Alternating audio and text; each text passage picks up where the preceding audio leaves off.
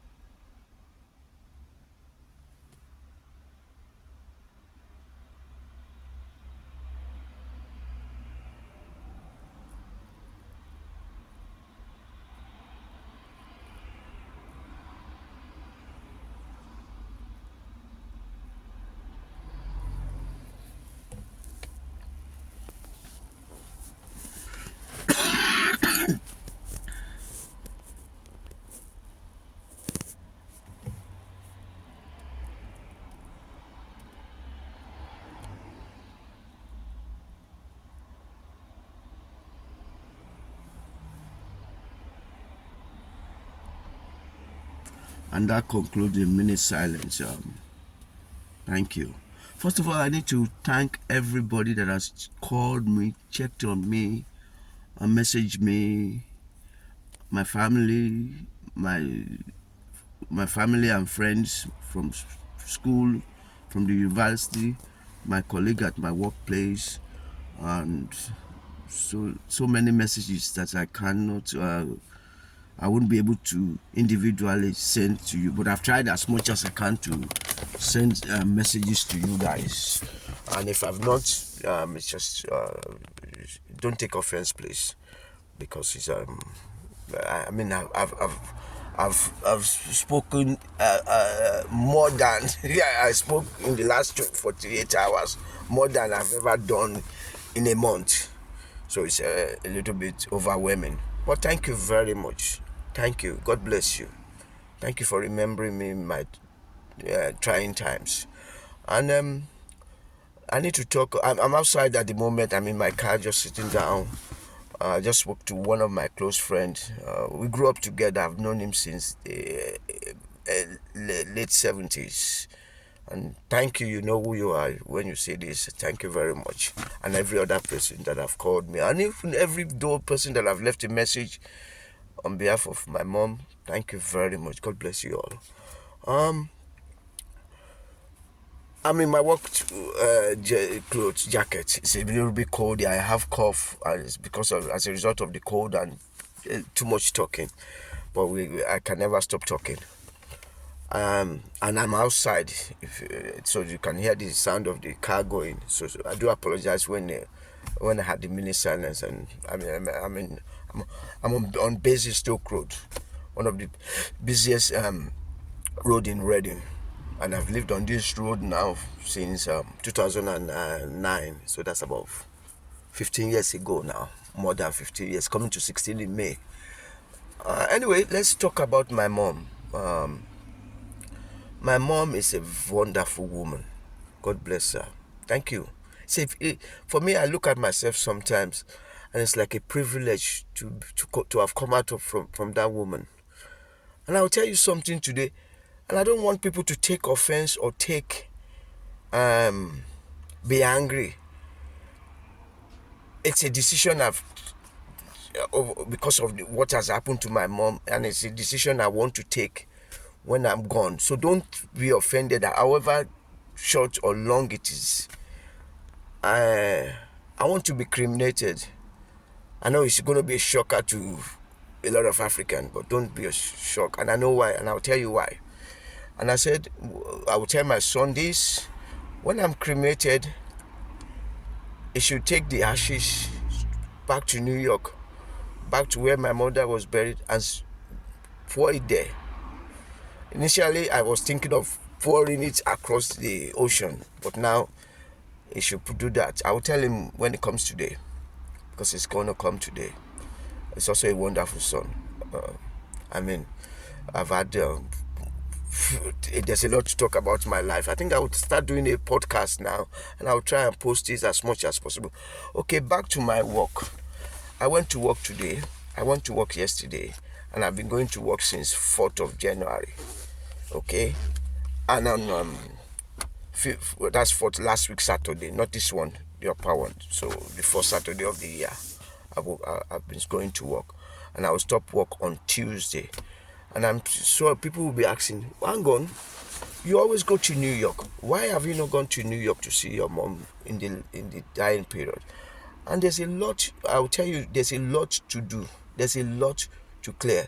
There's a lot of paperwork to fill. There's a lot of things to do. And I've already booked an holiday. In fact, I booked an holiday to go to Nigeria to spend my birthday, January 19th. So in a week's time, I'll be 54. Yeah. So I'm going to. So I had to cancel that holiday when the event changed about my mom. So why am I going to work? I go to work because my mom always tell me something. It said to me, do things in your own way. And everything I've done in my life has always been my own way. I'll tell you a story. When I was 15, beating in Nigeria is okay. I know some will frown at it here, but it's okay. It's like a discipline. And I remember one day my mom was trying to beat me. I was taller than her then. And she beat me, and I was mad with her. And I looked at her, and I said, why are you looking at me like that? I said, I didn't say anything. And she said to me, say what is on your mind. And I said, oh, you are not my mother. Why are you beating me like this? And she was just shocked. And she looked at me. And ever since that day, in 1985, she stopped beating me. I was in Form 3, so that's, what year is that in UK? Year 9. Yeah, year 9. So she stopped beating me, and ever since we've always had dialogue. And sometimes the dialogue could be, how do I put it, confrontational. Because my mom and I are mirror of each other. My life is mirroring towards her now.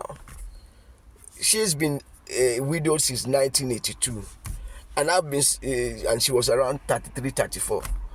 And I've been single around the same age. What a coincidence. I mean, I went to a marriage, and that's another day we talk about it. But I've never lived with a woman full time since 2005. That's almost 20 years ago now. Yeah. And the date is 5th of November 2005. I will never forget that day. When I left my son's mom, and I said I was going to do things myself, my way, and the only way. And so, back to today. I've gone to work on Friday, even though my mom died on Thursday night. And officially died. Because I will tell you something. I believe my mother died on Sunday. But we go to that later.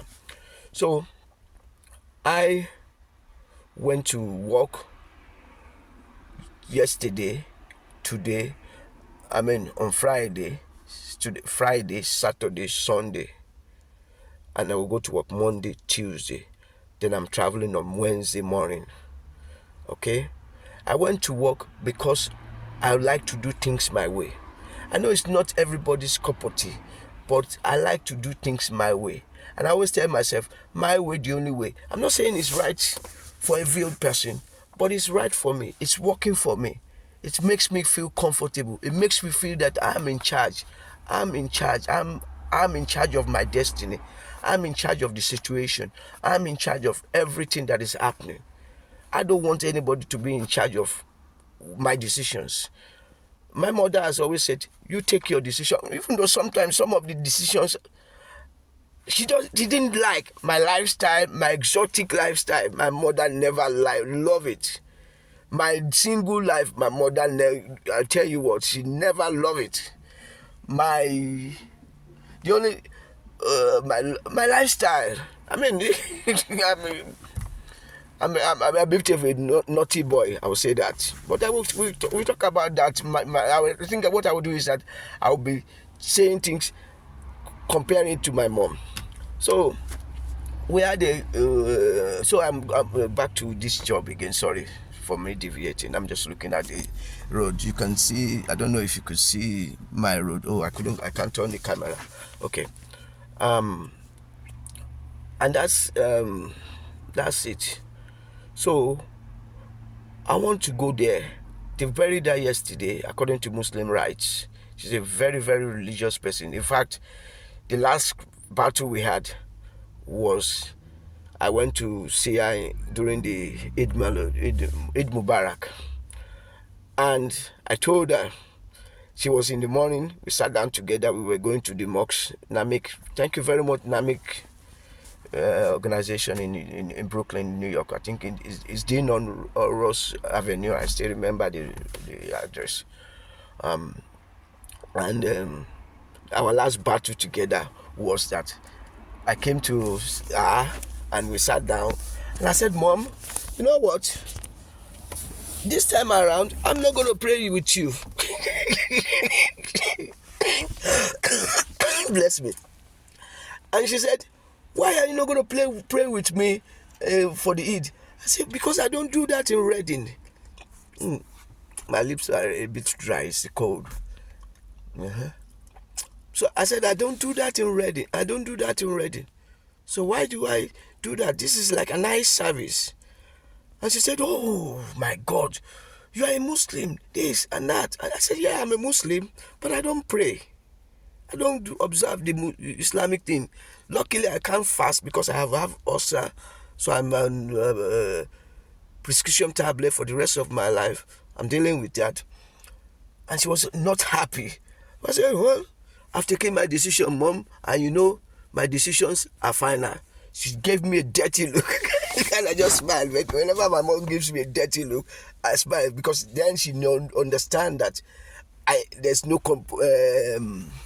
compromise in that decision. So back to what is here today. I have not gone to a burial because there's a lot to do. There's a lot to do. And I'm going to do it. And I'm also going to do it within 1 week because I'm going to come back on Monday next upper week. Travel overnight. I think I'm arriving on Tuesday. Yeah, I think so. I can't remember. And I'm just going to spend 6 nights in New York. So I'm arriving on Tuesday. And I'm going to try and clear a flat, make sure I do everything. Because I've already told her that I was going to come in June. So I will still go to her in June. And I promise now, Mom, you know, you're up there.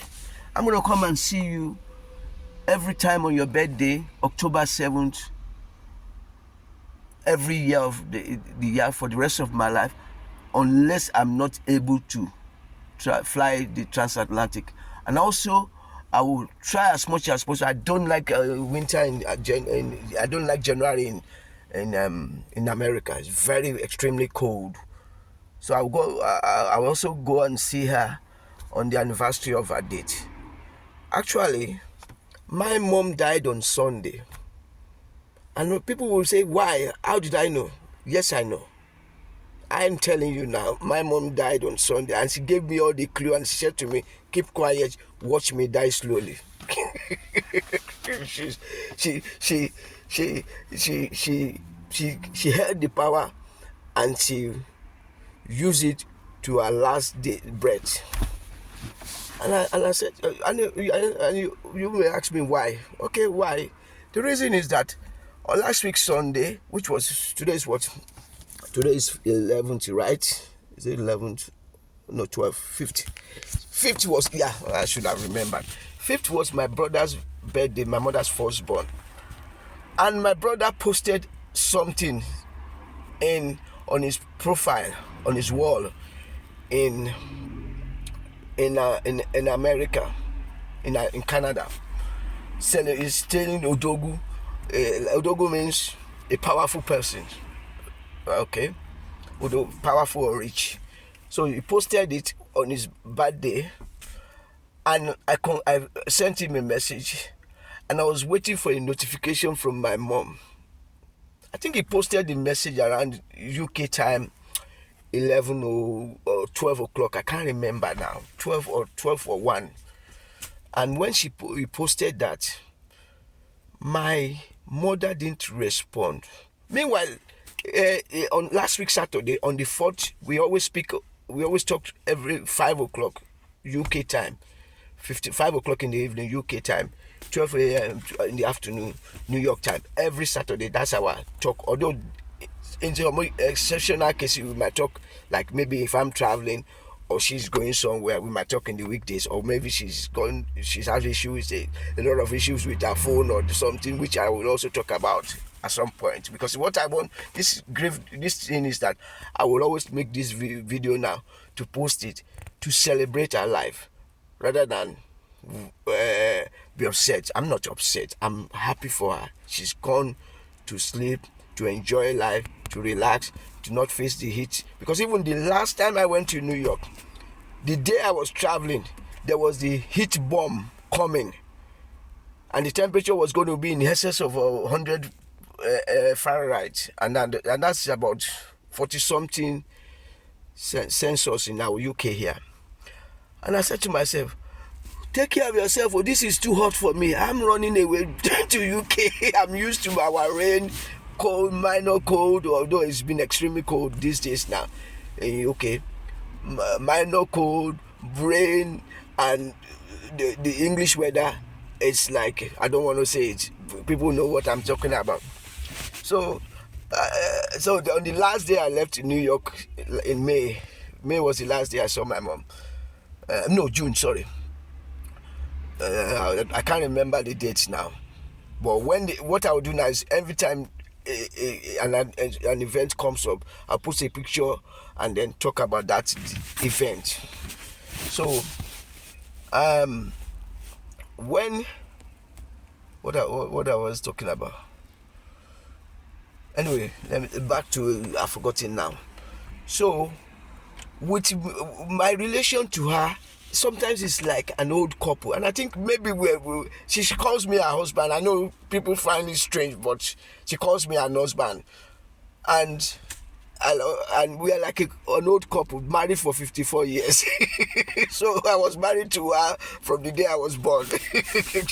So it's like I lost a partner, and I can see why people call me Omo Alaja. A lot of people call me Omo Alaja, Oko Alaja. That is the son of an Alaja. Alaja means somebody that performed holy pilgrimage to Mecca. And then Oko Alaja, Oko means husband. Alaja is still the same word. So when you hear me say, or when you see on the platform, on my profile of people calling me Omo Alaja, Oko Alaja, that's what it means. And for those that are not Yoruba speaking, we are from the Yoruba Southwest in Nigeria.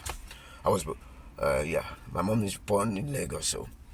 So we had a lot of things. She would always tell me to speak my mind from 1985, which is 40 years ago. Speak my mind. Don't be afraid to express my opinion. Don't be afraid to let people know how I feel. Wonderful woman. So that's it. That's why I'm at work today, tomorrow, and by 8 o'clock in the morning tomorrow, it's going to be a transatlantic, Virgin Atlantic. So I will wake up around 4:30 or thereabout to get to the Reading, and then go and travel the flight, and then I will arrive New York around 11 o'clock in the morning. I can't remember now. I think so. So I'm going to go and see this wonderful woman. Enjoy, say hello to her, grave. Thank her for the good things she has done in my life. I won't be where I am today. I won't even be able to speak this English to you today, or even would be able to write it, if not for her, if not for her sacrifice. She made the sacrifice. She paid the price. When people say somebody paid the price, my mother paid the price for me to be who I am today. And I'm sure a lot of people will say that as well. So that's my own message, you know. So don't feel that there's a ceremony I've missed. I have not missed any ceremony. Yes, back to the what I was talking about in or maybe I should say that at 1903. I think I will say that at 1903 because I do. This is almost 20 minutes. I didn't expect it's going to take 20 minutes. So at 1903 UK time, I will record something and I post it. Okay, thank you very much. Have a lovely time. Take care of yourself. Take care of your mother. Be close to your mother. Take care of them. Take care of your parents. Take care of your loved one. Remember them. Because once they are gone, cherish the moments you spend with them. Because I've cherished the moments I've spent with my mom. And I love you. Thank you, Mom. God bless you.